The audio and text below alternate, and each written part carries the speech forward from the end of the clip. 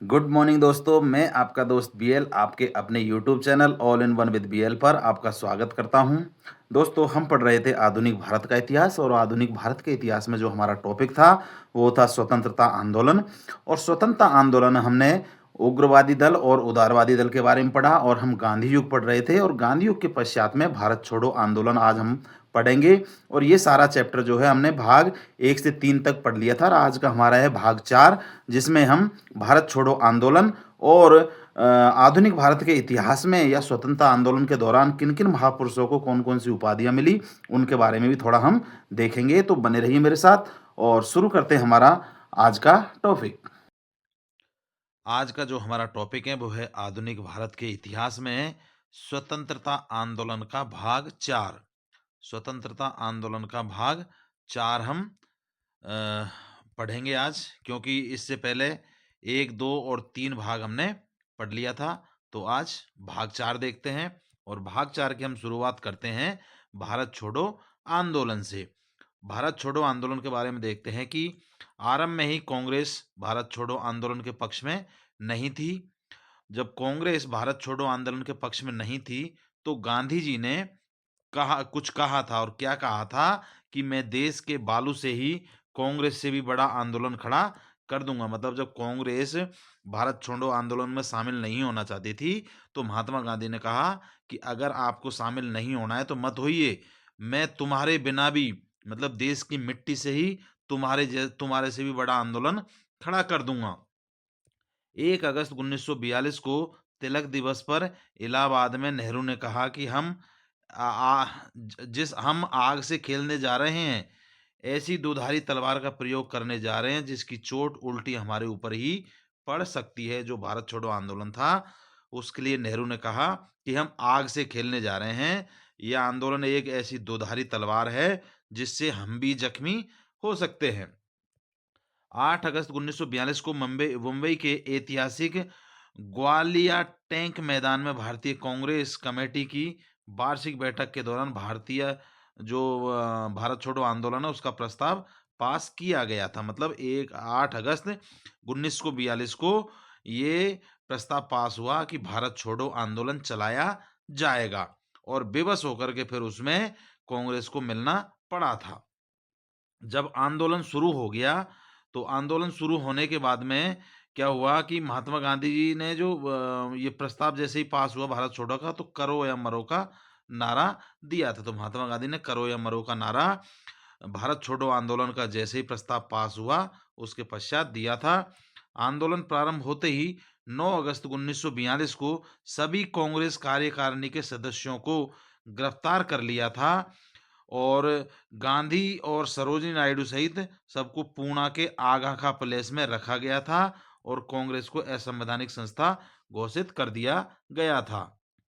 मतलब जैसे ही भारत छोड़ो आंदोलन शुरू हुआ तो भारत छोड़ो आंदोलन शुरू होते ही 9 अगस्त 1942 को जितने भी कार्यकारिणी के सदस्य थे इस आंदोलन में भाग लेने वाले सबको गिरफ्तार कर लिया गया।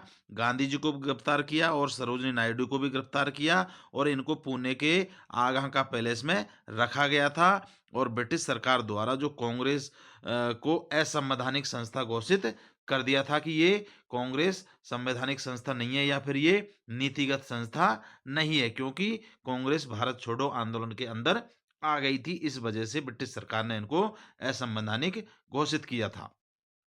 सरकार की दमनात्मक नीति के विरुद्ध 10 फरवरी 1943 को गांधी जी द्वारा आगा खा पैलेस में 21 दिन के उपवास का घोषणा की गई थी। मतलब जब पूरी कांग्रेस की कार्यकारिणी समिति के जितने भी सदस्य थे सबको गिरफ्तार करके आगा खा पैलेस में रखा गया था।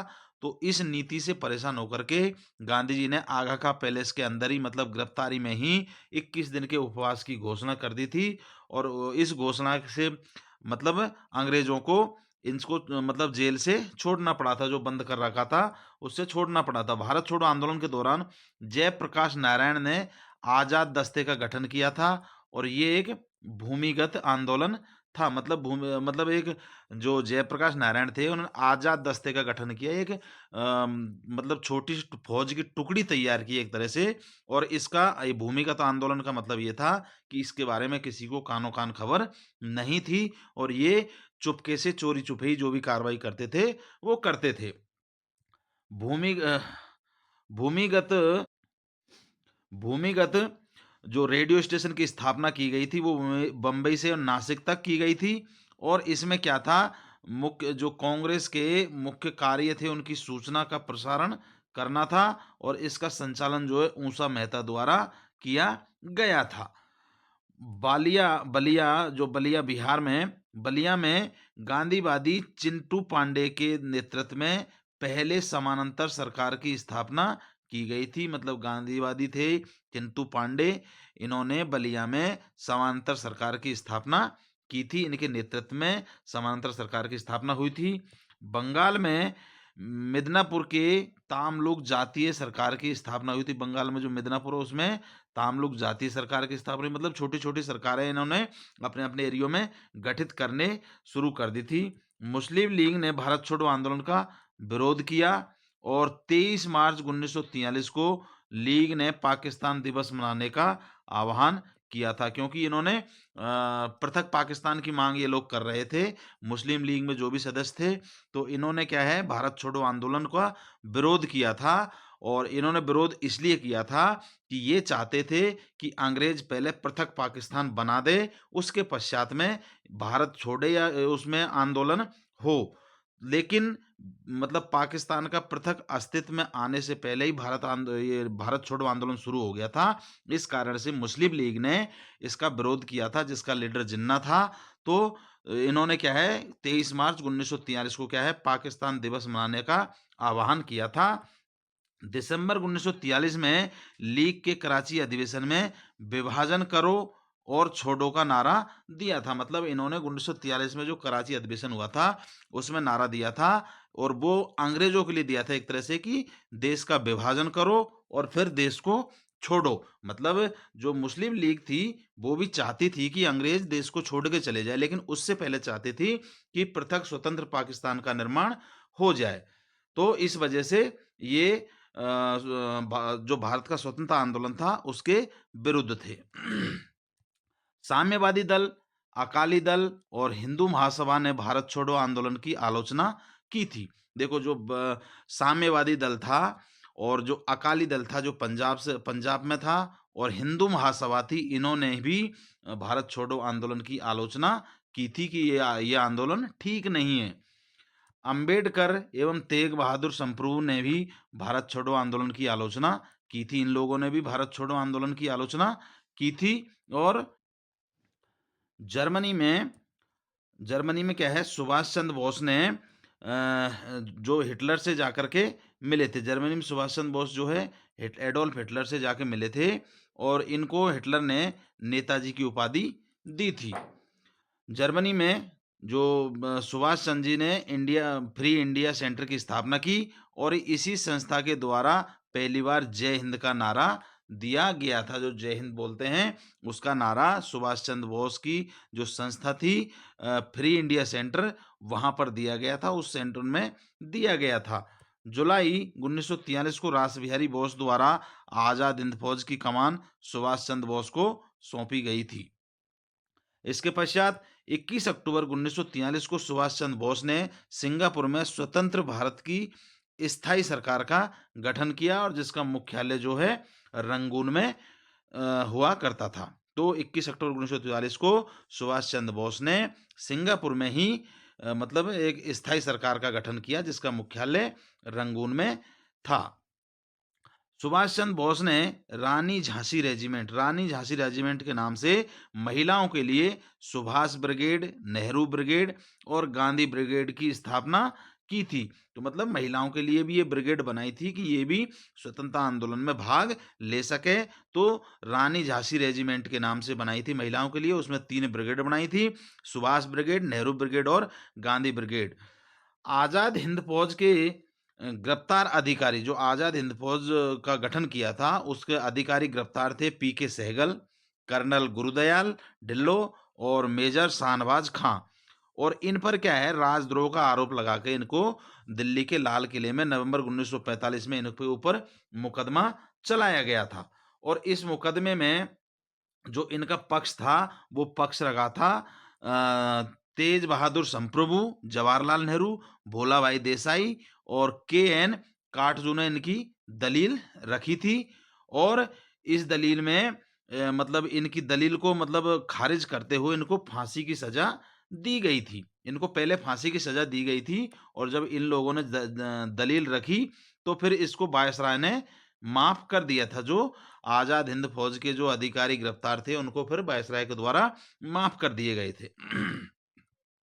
25 जून 1945 को शिमला सम्मेलन का आयोजन किया गया और शिमला सम्मेलन में कांग्रेस प्रतिनिधि के रूप में मौलाना अब्दुल कलाम आजाद एवं मुस्लिम लीग के प्रतिनिधि के रूप में जिन्ना ने हिस्सा लिया था। तो 25 जून 1945 को जो शिमला सम्मेलन हुआ था उसमें कांग्रेस की तरफ से मौलाना अब्दुल कलाम आजाद गए थे और मुस्लिम लीग की तरफ से जिन्ना ने इसमें भाग लिया था।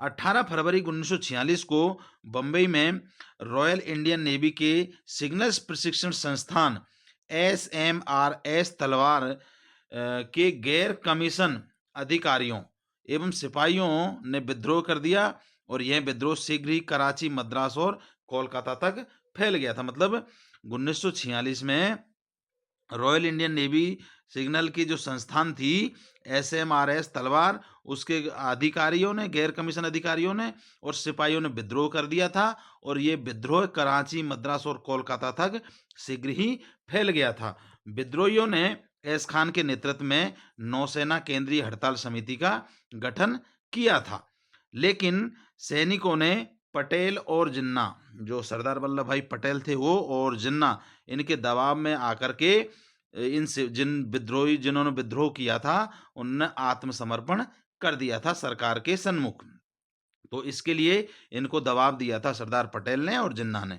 24 मार्च 1946 को कैबिनेट मिशन भारत आया और इसके सदस्यों को सर स्टेफर्ड क्रिप्स और श्री ए.बी. अलेक्जेंडर तथा पैथिक लॉरेंस इसमें शामिल थे। तो जो 24 मार्च 1946 को कैबिनेट मिशन आया था उसमें ये 3 सदस्य शामिल थे। कैबिनेट मिशन ने लीग कि पाकिस्तान की मांग को नामंजूर कर दिया था। जो कैबिनेट मिशन आया था, जो मुस्लिम लीग पृथक पाकिस्तान की मांग कर रही थी, तो कैबिनेट मिशन ने इस मांग को नामंजूर कर दिया था, रद्द कर दिया था और कैबिनेट योजना को लीग ने 6 जून 1946 को और कांग्रेस ने 25 जून 1946 को मंजूरी दी थी। मतलब कैबिनेट योजना को जो आई थी कैबिनेट योजना, इसने पृथक पाकिस्तान की मांग को खारिज कर दिया।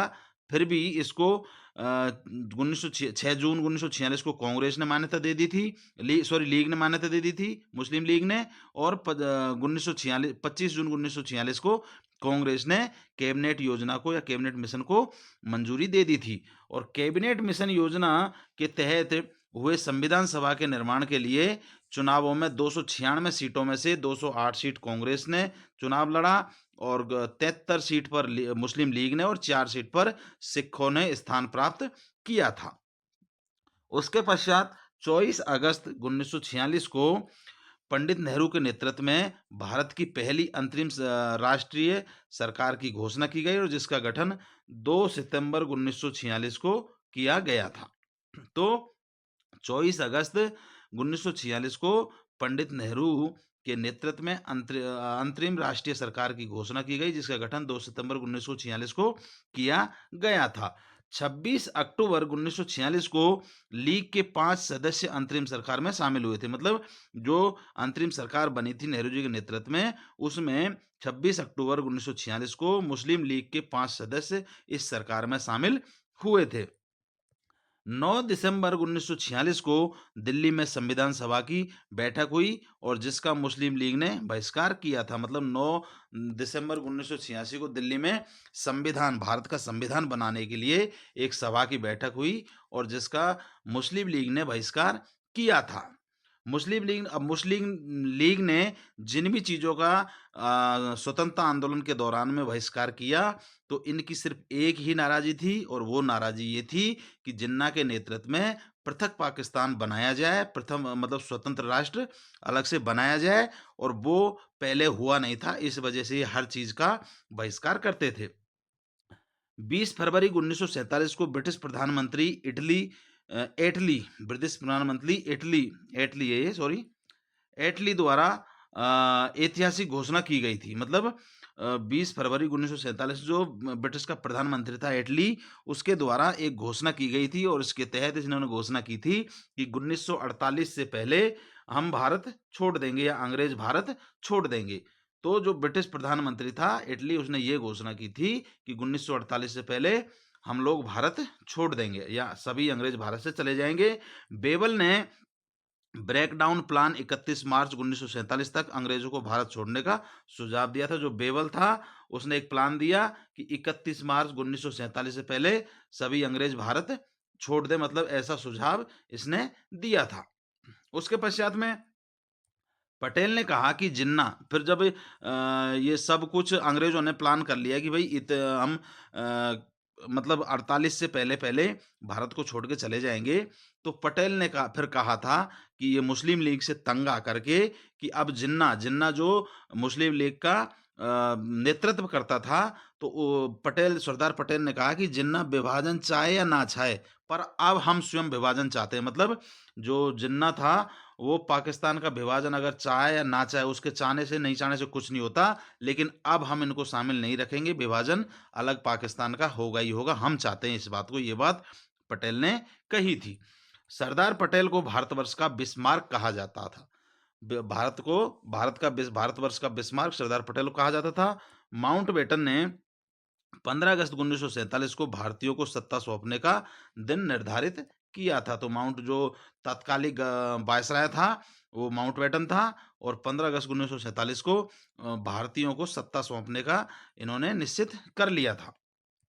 माउंटबेटन योजना के आधार पर 4 जुलाई 1947 ईस्वी को ब्रिटिश संसद में प्रधानमंत्री एटली द्वारा भारतीय स्वतंत्रता विधेयक प्रस्तुत किया गया, जिसमें 18 जुलाई 1947 को स्वीकृति मिली और विधेयक के अनुसार भारत और पाकिस्तान को दो स्वतंत्र राष्ट्रों की घोषणा की गई थी। मतलब जो माउंट बेटन जो उस तत्कालीन वायसराय था, तो माउंट उसने एक योजना बनाई और उस योजना को 4 जुलाई 1947 को ब्रिटिश संसद में जो प्रधानमंत्री था ब्रिटिश का एटली, उसने भारतीय स्वतंत्रता विधेयक के रूप में मतलब प्रस्तुत किया था ब्रिटिश संसद के अंदर।